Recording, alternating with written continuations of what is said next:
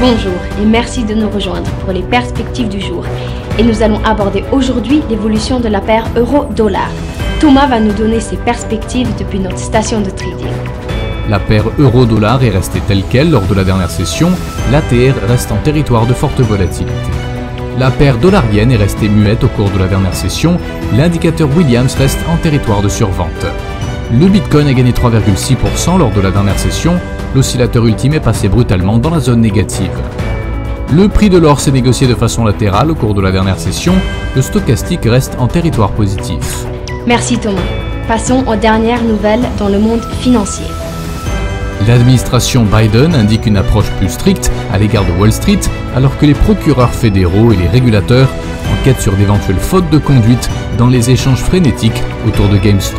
Le Premier ministre britannique Boris Johnson a salué une étape importante alors que les données montrent que 15 millions de premières doses de vaccins Covid-19 ont été livrées, ce qui alimente.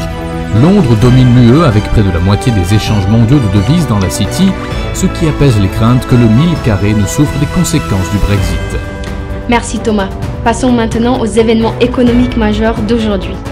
La réunion de l'Eurogroupe dans la zone euro sera publiée à minuit GMT, la balance commerciale de la zone euro à 10h GMT, la production industrielle de la zone euro à 10h GMT, l'indice Rightmove des prix des logements du Royaume-Uni sera publié à minuit 1 GMT, la production industrielle du Japon à 4h30 GMT et l'utilisation de la capacité du Japon à 4h. Nous espérons que vous avez apprécié nos perspectives du marché d'aujourd'hui. De la part de toute l'équipe, nous vous souhaitons une journée de trading productive.